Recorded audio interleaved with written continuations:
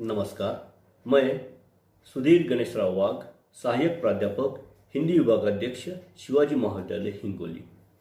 आज हम काव्य प्रयोजन इस पाठ को पढ़ने वाले हैं।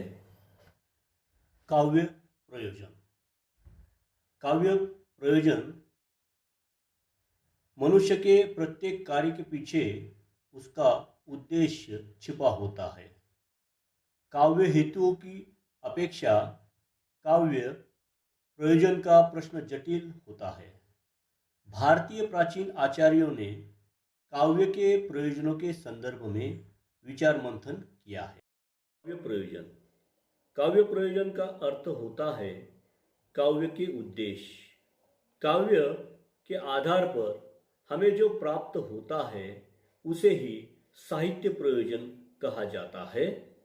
हर वस्तु का अपना विशिष्ट प्रयोजन होता है। साहित्य का सृजन एवं पठन अध्ययन भी स्वोद्देश्य होता है। सृजक तथा पाठक साहित्य से विशिष्ट प्रयोजन की अपेक्षा रखता है। देश काल और युग प्रवृत्तियों, रुचियों एवं आवश्यकताओं के अनुरूप यह प्रयोजन बदलता रहा है। ऐसे साहित्य का प्रयोजन उसके स्वरूप, उसकी प्रकृति पर निर्भर करता है। भारतीय तथा पाश्चात्य दृष्टिकोण अनुसार इसमें भिन्नता देखी जा सकती है। भारतीय दृष्टि आध्यात्मिक होने के कारण इसमें आध्यात्मिकता को आधार बनाकर काव्य प्रयोजन स्पष्ट किए गए हैं, तो पाश्चात्य दृष्टिकोण भौतिकवादी होने के कारण वह भौतिक सुखों को प्रधानता देते हैं। भारतीय विद्वानों द्वारा प्रस्तुत साहित्य का प्रयोजन देखना हमारा मूल उद्देश्य रहा है।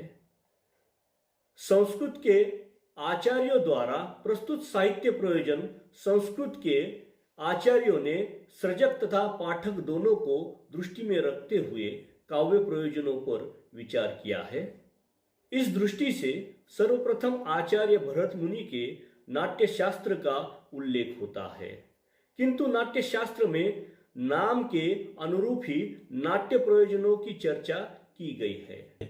भरत मुनि के अनुसार दुखार्ताना श्रमार्ताना शोकार्ताना तपस्विनाम विश्राम जनन लोके नाट्यमेत भविष्यति, अर्थात दुख, श्रम, शोक के आर्त तपस्वियों के विश्राम के लिए ही लोक में नाट्य का उद्भव हुआ है। अन्य एक स्थल पर काव्य के प्रयोजनों की ओर इंगित करते हुए वे लिखते हैं कि धर्म, यश, आयु वृद्धि, हित साधन, बुद्धिवर्धन एवं लोकोपदेश ही नाट्य प्रयोजन है। अर्थात भरत के बाद आचार्य भामह काव्यालंकार में दो बातों को आधार बनाकर काव्य प्रयोजन की चर्चा करते हैं। कवि एवं पाठक को आधार मानकर, और दूसरा है केवल कवि और को आधार मानकर। कवि और पाठक के आधार मानकर काव्य प्रयोजनों को स्पष्ट करते हुए वे कहते हैं, धर्मार्थ काम मोक्षेषु वैचक्षण्य कलासु च करोति कीर्ति प्रीति च साधु काव्य निबंधम। अर्थात धर्म, अर्थ, काम, मोक्ष, कलाओं के विलक्षणता पाना, कीर्ति और आनंद की उपलब्धि ही काव्य का प्रयोजन है। जहाँ तक कवि का काव्य रचना के प्रयोजन से संबंध है, आचार्य भामह के अनुसार सत्काव्य ही की रचना के कवि यश की अमरता प्राप्त करता है। इनके बाद आचार्य दंडी वाणी का महत्व प्रतिपादित करते हुए काव्य रचना के दो प्रयोजनों को स्वीकारते हैं, ज्ञान की प्राप्ति और यश की प्राप्ति। आचार्य दंडी के बाद आचार्य वामन है। उन्होंने कर्ता की दृष्टि से काव्य प्रयोजनों पर प्रकाश डाला है। आचार्य वामन के बाद आचार्य रुद्रट ने यश को अधिक महत्व दिया है। आचार्य आनंदवर्धन ने भी काव्य के प्रयोजनों को आनंद की प्राप्ति ही माना है। इन सभी आचार्यों में सबसे महत्वपूर्ण आचार्य है मम्मट। आचार्य मम्मट का दृष्टिकोण समन्वयवादी रहा है। वे कहते हैं, काव्य यशसे कृते अर्थकृते व्यवहार विदे शिवेत रक्षेते संघ परिनिवृत्तये कांता समीपदेश युगे। अर्थात काव्य का प्रयोजन यश, अर्थ प्राप्ति, व्यवहार की शिक्षा देना और जीवन के लिए शिव पक्ष की रक्षा करना है। इसका साथ संघ्य परिनिवृत्त अर्थात काव्य पढ़ते ही शांति अर्थात आनंद की प्राप्ति होती है तथा कांता यानी पत्नी के समान उपदेश करना भी काव्य का प्रयोजन होता है। आचार्य मम्मट के आधार पर काव्य के जो विभाजन हुआ है उसके आधार पर हम देखेंगे कि काव्य यश से कृते यानी काव्य यश प्राप्ति के लिए। यश प्रेरक तत्व है। हर एक व्यक्ति में यश की कामना होती है। भर्तृहरि कवि की भौतिक शरीर नष्ट होता है लेकिन यश रूपी शरीर अमर रहता है। हर एक व्यक्ति कवि अपनी रचना के साथ नाम जोड़ते हैं। कहत कबीर मीरा के प्रभु, कहत सूर तुका मने आदि कवि अपने नाम जोड़ते हैं। तो दिनकर जी कहते हैं कि प्रशंसा और प्रोत्साहन कवि प्रतिभा के आधार है। यश प्राप्ति के बाद दूसरा प्रयोजन है अर्थ प्राप्ति। अर्थ प्राप्ति भौतिक प्रयोजन। रीतिकालीन कवि अर्थार्जन के लिए लेखन करते थे। बिहारी को प्रत्येक दोहे के लिए एक सोने की मुहर मिलती थी।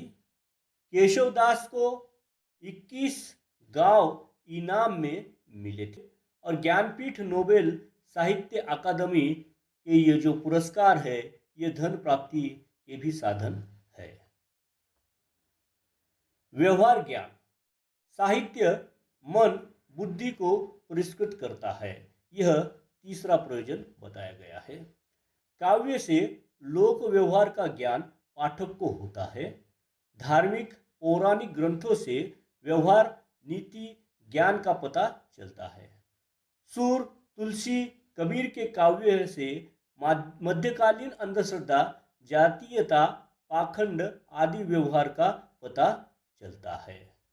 इसके उपरांत दुख निवारण शिवेत रक्षेते यह भी प्रयोजन बताया गया है। प्राचीन काल में दुख निवारण के लिए लेखन हुआ दिखाई देता है। काव्य स्तुति के द्वारा अनेक कवियों ने अपने कष्टों को दूर किया है। मम्मट मयूर कवि ने सूर्य की स्तुति के 100 श्लोक लिखकर अपने कुष्ठ रोग का निवारण किया है, ऐसा कहा जाता है।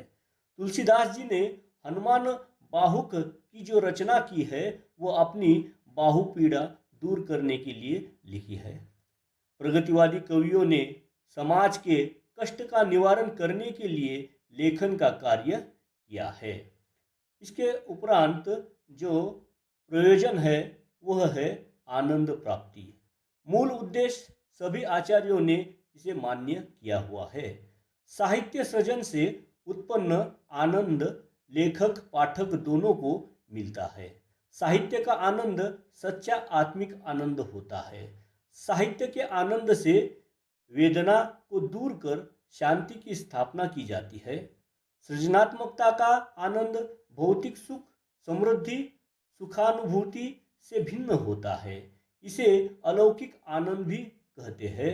साहित्य का आस्वादन आनंद सभी प्रयोजनों का है यह माना गया है। और आनंद प्राप्ति के उपरांत कांता समीप उपदेश, पत्नी के समान मधुर उपदेश जो पत्नी ही दे सकती है। या उदाहरण के तौर पर हम अन्य भी जो उपदेश देते हैं, जैसे पिता का हितोपदेश पत्नी का हितोपदेश में अंतर होता है। दोनों में हित है लेकिन प्रकटन की शैली अलग अलग होती है। पत्नी का उद्देश्य सीधा न होकर मधुर वाणी में होता है। साहित्यकार का भी उपदेश मधुर ही होता है। कांता के उपदेश अधिक सरल होता है। उदाहरणार्थ बिहारी का पद हम यहाँ पर उदाहरण के तौर पर देख सकते हैं।